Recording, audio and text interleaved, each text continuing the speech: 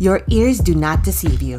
You have just entered the Cryptid Creator Corner, brought to you by your friends at Comic Book Yeti. So without further ado, let's get on to the interview. This is Byron O'Neal, media editor for Comic Book Yeti, and I have a very special guest to introduce today. Most of you are likely already familiar with award-winning cartoonist Sarah Andersen's work. She is a Goodreads Choice Award winner, a Ringo winner, a New York Times bestselling author, and was nominated for an Eisner Award as well. That is a lot of awards. Lately, she's been working on a series near and dear to our hearts here on the Cryptid Creator Corner podcast, the Cryptid Club, which is being collected as a 112-page hardback with 25 never-before-revealed illustrations. Coming straight to your eardrums from the City of Roses, Sarah, thanks for joining me tonight. Hi, thanks so much for having me. Yeah, absolutely. Well, after the wildly successful Sarah's Scribbles and Fangs series, what sucked you into wanting to kind of shift gears and start playing with adorable cryptids? So I started writing this series, I believe, in March of 2020. So if you recall that time, that was when the biggest part of lockdown began. And I felt like my most isolated. And like a lot of people, I kind of turned to something I love to keep me preoccupied.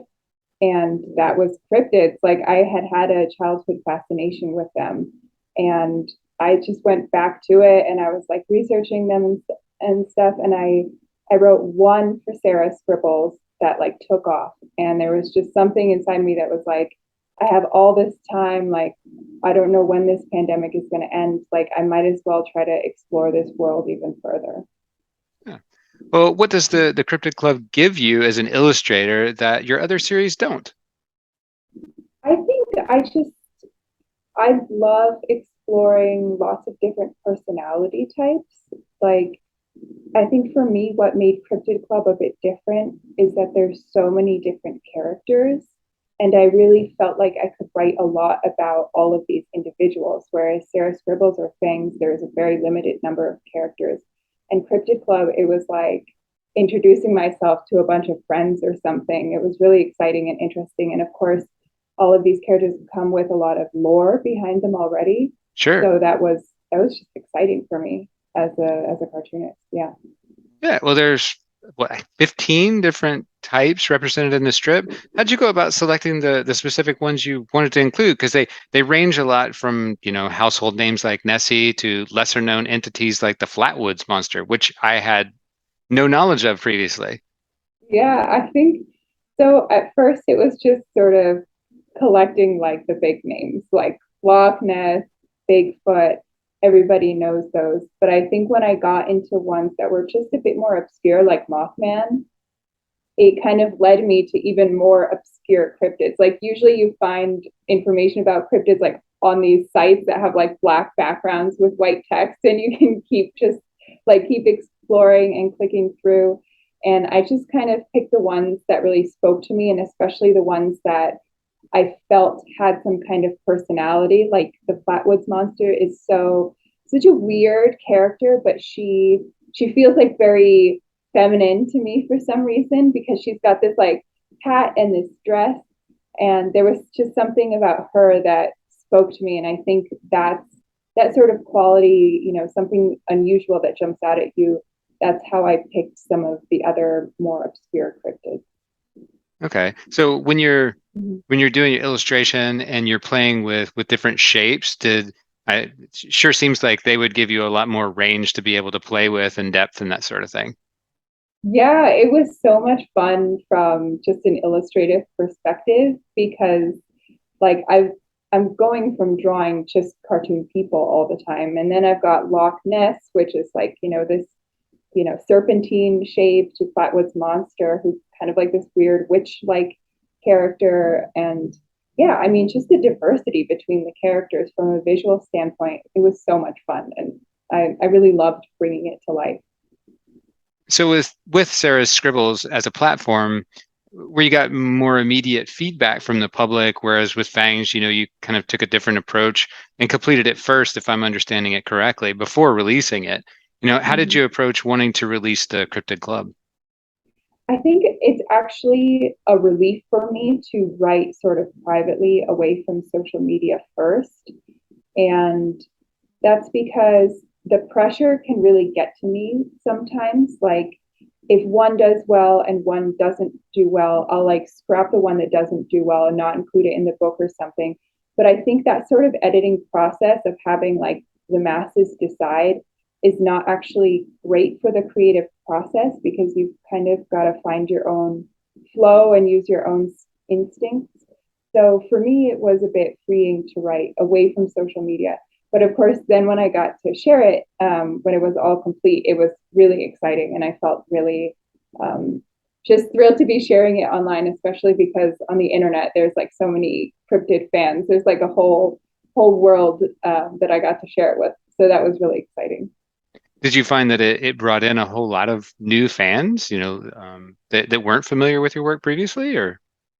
Yeah, I think each series has definitely had like a different fan base. Like I feel like the fan bases between Sarah Scribbles, Fangs, and Cryptid Club are actually pretty different. Like Cryptid Club definitely took me sort of away from the relatable comics that I think the masses enjoy and brought me more into this niche world of maybe not everybody knows what a cryptid is, but the people that are enthusiastic about them like love them. Yeah. And so I have this whole like new like cryptid hunter fan base, and I think that's really cool and really exciting. So it's really cool to be able to write for different types of audiences, I think. Well, there's a lot of messaging specific in the Cryptid Club about dealing with social anxiety. I think that's something lots of people can relate to, especially after we had all that time to ourselves. And you referenced kind of working on this through the pandemic, and now we're expected to turn to quote normal, right, now that lockdown is over. So did you start wanting to address social anxiety specifically, or other different concepts? Well, I think sort of the core concept in Cryptid Club, like if I have an emotional thesis to it, is that it's about self-acceptance and acceptance through friendship, because the cryptids are so unique and individual, and they all have very different needs, and some of them are scary and frightening. And it's, I hope that people can kind of sense in the story that I'm trying to uncover the truth that is that it's okay to be yourself and you will find acceptance within the right group. So there are pieces of my own insecurities in all of my books, but especially Cryptid Club, like the character Sam the Bigfoot. His main story arc is just that he deals with crippling social anxiety, and that is very true for me. And not just Sam, but there are emotional truths throughout many of the characters that are very true for me. Yeah, did you end up with an epiphany one day that the narrative would just work by making these elusive creatures kind of social, right? Yeah. Like I had the idea of like a group of outcasts. Like that's kind of where I found my group in high school and college. It was always like the weird kids, and I sort of viewed the cryptids as like the weird kids that couldn't quite fit in with like the mainstream world. So they've been hidden for so long, and then they form the Cryptid Club to kind of support each other, and they sort of see each other through that. Well, as this is less autobiographical than some of your other work, is it easier for you to play in the cryptid sandbox and, kind of take it in different directions than it has been before? Yeah, I will say this was one of the easier series to write, because I think partially because a lot of the characters were sort of already established. And I did have to give them more individualistic personalities. But with a character like Mothman, for example, you have this idea that it's like half moth, half human question mark. And so the trait that I thought immediately was like he's drawn to light. So he's obsessed with light. And that was, of course, like that came from my brain, but it also came from like the collective brain of everybody else who's made like memes about moths loving lamps. So it was kind of easy because I felt like some of the work or a lot of the groundwork had already been laid. And so I just took some of my own instincts and applied it to the story. And yeah, so it's for me, it's easiest to write a story when the characters are already established, for sure. Oh, for sure. Yeah. Makes it way easier. Yeah. Well, over the course of working on the series thus far, How have the characters changed in your mind? Just reading it over with the review copy myself, I had noticed that some of them do evolve even over the course of a relatively short time frame. Right. Like a lot of them have, and this is kind of true for myself as well. Like a lot of them have like one struggle that they're working on that's presented in the book. And I think maybe that's most clear with Flatwood's Monster, where she's this, she's a series favorite for a lot of people. And I think it's because she has this very terrifying exterior, but her heart is very soft. And she so badly wants to fit in. And for her arc, that's what I really wanted for her was I wanted her to find acceptance. And she actually finds acceptance through Slenderman, who is also one of the more terrifying cryptids. But a lot of them sort of have one struggle that they're dealing with. Like Bigfoot, it's definitely the social anxiety. And so when I was writing it, I did want to give a sense of resolution for a lot of them, or at least an idea of like hinting towards a happy ending towards the end. So yeah, I definitely thought about that a lot when I was writing their arcs. Do you have a favorite one from the project yourself? Yeah, I love Flatwood's Monster just because I just feel like she embodies like so much about modern womanhood. Like as so many women have related to the comics, and I think that's hilarious because she's so frightening. But I think there's something also about like feeling like your exterior doesn't quite match your interior, and so she's dealing with the fact that she lives in a world that like doesn't quite accept her, but she wants to overcome that and wants to be accepted. And I feel like a lot of women like relate to the awkwardness of just being like 8 feet tall and like you look terrifying, It just maybe it reminded me a bit of like puberty, but I just find her deeply relatable, and she's one of my favorites for sure. Well, I really appreciate you writing that character on a personal note because my wife, who is not a comics person, I don't know if she's ever read a full one in her entire life. She's very supportive of me, but the It Has Pockets thing, I sent that to her last night and it immediately resonated and she's excited about reading it now. So Oh, yay, tell her thank you. Yeah, that comic was the most viral of the entire series. And I still don't really understand why. Like I wrote it and I was like, this is funny, but I don't really know why. And it became a viral hit, and I don't fully understand the joke myself. well, I distinctly remember the day that she actually did get a dress with pockets and being just over the moon excited about it. I still don't Uh-huh. get it, but like, yeah. That's because your pants have pockets, probably. Exactly. Well, I watched an interview of yours recently where you talked about starting messy, with your Mhm. work. Do you start with a concept in mind and mold it around a character that you want to present, or what does your process look like, and has it changed over time? Mhm. I start with the concept for sure, and my process is still very messy. So all of Cryptid Club was written on lined paper, and it was written in like green marker and whatever pens I had laying around. And that's because if I try to draw something perfect the first time, I get so hung up on how it looks that I forget about the idea. And when I'm first writing, that initial idea is so important to just jot it down and try to make it work. So it's definitely it starts with the concept. It starts very messy, and then once I've got that kind of on paper, then I can evolve it into the final like digital version. Okay. Was there a cryptid that you wanted to include when you were kind of coming up with this, either visually or conceptually that just didn't work out? Yes, the Jersey Devil, I Okay. just could not think of a joke. Something just did not connect with me for that character. I would, if anyone is listening, I would love to see other people's take on this character, but I couldn't quite find a punchline for that character, even though it's a really interesting cryptid. So that is a regret I have about the book. Maybe sometime down the road it'll come to you. Yeah, yeah. Well, I'd be remiss without asking about the colorist for the project, Sally, if we're getting that correct.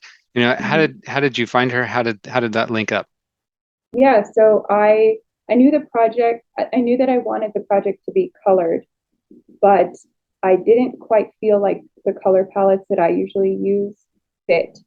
And I was also running a bit low on time because I had already taken a big break from Sarah Scribbles to write the series. And so I didn't want to spend another 4 months coloring it.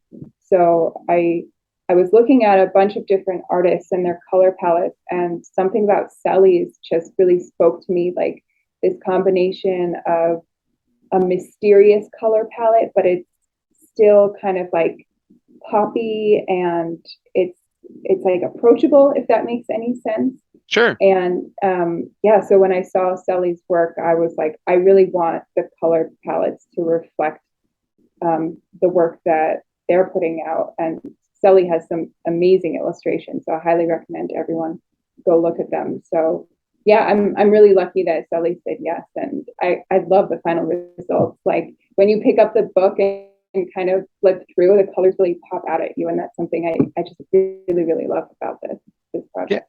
It really reminded me, honestly, of the Sunday cartoons, like in terms of sort of a color palette. Taking me back to my childhood. Was there anybody particularly when you were growing up that maintains an influence still that was an illustrator on your personal style and aesthetic? Oh, absolutely. Newspaper comics are where everything began for me, and I think especially Calvin and Hobbes. The choice to have my main character Sarah wear a striped shirt actually comes directly from Calvin and Hobbes, because it's something like I thought was so interesting about Bill Watterson's work is his use of that very like simple graphic lines to kind of make the page come to life, and you don't have that much space, and so I was like, I'm going to steal those stripes Nice. because it's a really great like little graphic element. But Foxtrot for sure, you're talking about the Sunday colored versions. I love the colored versions of Foxtrot especially. And then maybe my all-time favorite, Gary Larson, who Yes. just they hold up perfectly. Like they are still funny and they still go viral, and he is just truly a genius. And yeah, those guys had massive impact on me. Yeah, I had Larson in there and actually removed it because I was like, I don't want to lead with this question. Like, I want you to. So is the series over at this point, or is there more to tell? So the online version is over. I have been working on a pitch for TV for the past few months, and this month I'm actually going out and pitching it a lot. So my pie in the sky dream is that I would love to make an animated series of Cryptid Club, but if I'm being honest with you and with listeners, television stuff falls through like 98% of the time. So I always try and I keep my fingers crossed, but I would love for this series to continue. So I'm exploring different avenues like TV. So my hope is that the series will continue, but we'll have to see what other people tell me. Well, fans like myself will help beat on the drum, and we'll help you get there, hopefully. Thank you. Yeah. Well, I'm a Virgo, and there's something going on with September release dates for your work. The first release for this series was on September 23rd, I think, for the first one online. Fangs was released on September 1st. So what's the story? And if you say it's just Halloween, I'm going to feel stupid. I don't think there is a story. I think it just happens to be a good time to release books. Like I'm sad to tell you that the answer is probably more to do with marketing on behalf of my publisher than with me, like because you release in September and then the holidays are coming up. Sure. So I think I'm pretty sure like that's it. Like, and it might just be coincidence. So I wish I had a more astrological answer, but I think it's mostly marketing. Okay, it's all good. And specific to the book, there's some fancy printing additions to the volume as well. There's a glow-in-the-dark cover accent, right?